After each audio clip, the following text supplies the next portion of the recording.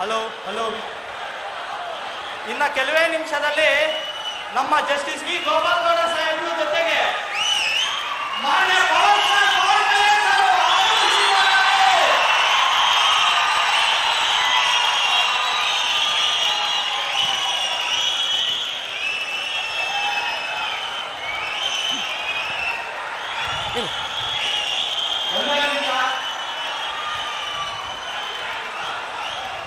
ದಯವಿಟ್ಟು ಇನ್ನೊಂದು 2-3 ನಿಮಿಷದಲ್ಲಿ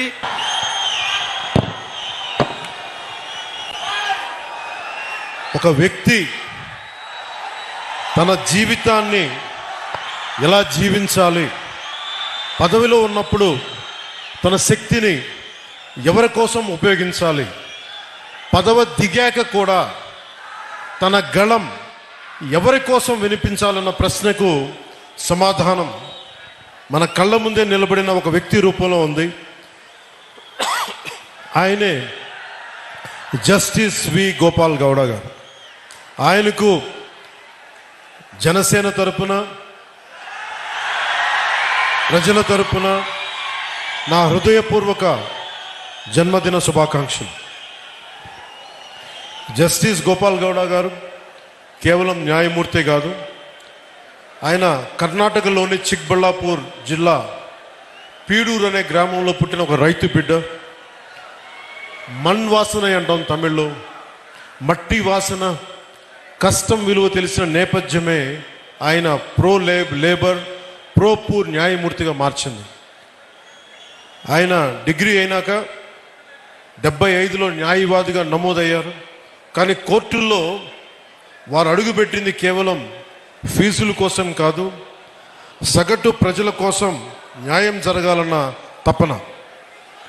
బెంగళూరు మహానగర పాలిక స్టాండింగ్ కౌన్సిల్గా పనిచేసిన, లా కాలేజీల్లో ప్రొఫెసర్గా పాఠాలు చెప్పిన ఆయన దృష్టి ఎప్పుడూ కార్మికుల, కర్షకుల సమస్యలపైనే ఉండేది. న్యాయ చరిత్రలో మైలురాళ్ళు జస్టిస్ గోపాల్ గౌడ గారు న్యాయపీఠంపై కూర్చున్నప్పుడు అది ధర్మాసనమైంది. ఆయన తీర్పులు చాలా ధైర్యంగా, నిక్కచ్చిగా ఉంటాయి. ఉదాహరణకి ఒక చిన్న ఉదాహరణకి వైద్య నిర్లక్ష్యంపై దేశంలోనే అతిపెద్ద నష్టపరిహారం డాక్టర్ కునాల్ సాహా కేసులో ఆయన ఇచ్చిన తీర్పును మర్చిపోలేం. డాక్టర్ల నిర్లక్ష్యం వల్ల మరణించిన ఒక భార్యకు న్యాయం చేస్తూ 6,08,00,000 నష్టపరిహారం ఇప్పించిన మహానుభావులకు జడ్జిగా. నష్టపరిహారం అంటే జస్ట్, ఫెయిర్ అండ్ రీజనబుల్, సమంజసంగా, న్యాయంగా ఉండాలి. ఒక మనిషి ప్రాణం కోల్పోతే దానికి సరైన విలువ కట్టాలని దేశానికే ఆయన తీర్పు ద్వారా చాటి చెప్పారు.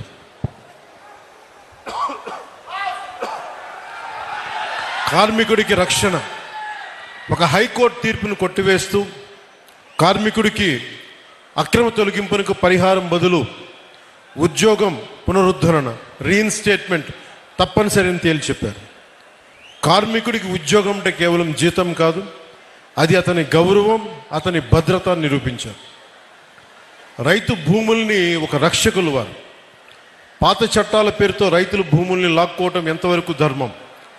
భూసేకరణ చట్టం 2013లోని సెక్షన్ 24 పారాగ్రాఫ్ 2ను పటిష్టంగా అమలు చేస్తూ 5 ఏళ్లుగా పరిహారం చెల్లించని రైతుల భూములను అక్విజిషన్ ల్యాప్స్ చేసి తిరిగి వారికి అప్పగించారు.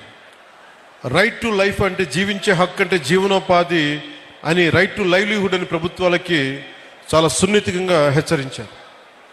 అలాగే నాకు ప్రత్యేకించి జనసేన సిద్ధాంతాలకి ఆయన చాలా బలమైన సపోర్టర్, బలమైన మద్దతుదారు. జస్టిస్ గోపాల్ గౌడ గారు అంటే కేవలం రిటైర్డ్ సుప్రీంకోర్టు జడ్జి కాదు, ఆయన నేటికి ఏ పాలకుల్లో ఏ తప్పులు ఉన్నా కానీ రాజ్యాంగ ఉల్లంఘనలపై నిర్భయంగా గళమెత్తుతున్న ఒక నిత్య పోరాట యోధులు. ఆయన జనసేన సిద్ధాంతాలను, విలువలను ఎంతో గౌరవిస్తారు. అందుకే చాలా పరిస్థితుల్లో మేము చేసిన పోరాటంలో ఆయన పాలు పంచుకున్నారు. భూసేకరణ చట్టంపై కావచ్చు, నల్లమల యురేనియం తవ్వకాలు కావచ్చు, అలాంటి సమావేశాలు ఆయన ఇచ్చిన దిశానిర్దేశం మా పోరాటానికి బలం. ఇటీవల గత ప్రభుత్వాలు ఉన్నప్పుడు రాజధానుల ఆలోచనపై న్యాయపరమైన అంశాలను చాలా నిర్మోహమాటంగా నిక్కచ్చిగా చెప్పారు. ఆయన ధైర్యం, ఆయన నిబద్ధత, ఆయన విలువలతో కూడిన రాజకీయం, ఇవన్నీ జనసేన లక్ష్యాలు. యువ న్యాయవాదులకు, ప్రజానాయకత్వానికి, రాజ్యాంగాన్ని కాపాడాల్సిన అవసరాన్ని ఆయన నిరంతరం గుర్తు చేస్తారు.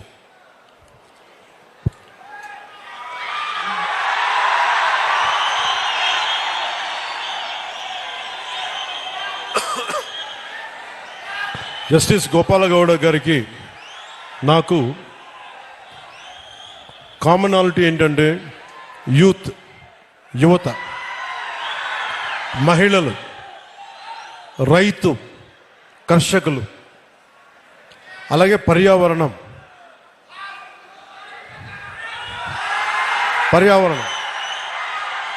ఇవన్నీ మేమిద్దరం మాట్లాడుకున్నప్పుడల్లా ఆయన రెగ్యులర్గా, నేను ఉప ముఖ్యమంత్రి అయిన తర్వాత కూడా నాకు ఫోన్ చేసి ఆయన శుభాశీస్సులు తెలిపారు, శుభాకాంక్షలు తెలియజేశారు. ఇలాంటి మహానుభావుల పరిచయం, ఇలాంటి మహోన్నతమైన వ్యక్తుల పరిచయం జనసేనకి చాలా అండ. నాకేం అవసరం లేదు, మన భవిష్యత్తు కోసం, మన బిడ్డల భవిష్యత్తు కోసం, మీ తరాల భవిష్యత్తు కోసం. సినిమాల్లో పీక్ సక్సెస్లో ఉన్నప్పుడు, ఖుషీ తర్వాత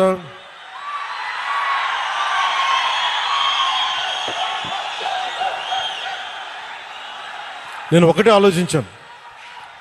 సినిమాల్లో మాట్లాడటం ఒక విధానం అయితే 2-3 గంటలు ఎంటర్టైన్మెంట్ అయిపోద్ది, కానీ ఆ స్ఫూర్తి జీవితంలో తీసుకుంటే ఎలా ఉంటుందని 2000 ఆలోచిస్తే ఈరోజు కొద్దిగా ఫలితం చూస్తున్నాం. ఆ ఫలితం, ఆ థాట్ వెనక, ఆలోచన వెనక ముఖ్య ఉద్దేశం భారతదేశంలోని యువతకి, మన దక్షిణ భారతంలోని యువతకి మనం ఎంత నిలబడగలం, ఆ ఒక్క ఆలోచనే నన్ను రాజకీయాల్లోకి పట్టుకొచ్చింది. అలా రాజకీయాల్లోకి వచ్చినప్పుడు గోపాల్ గౌడ గారు లాంటి వ్యక్తులు నిరాశ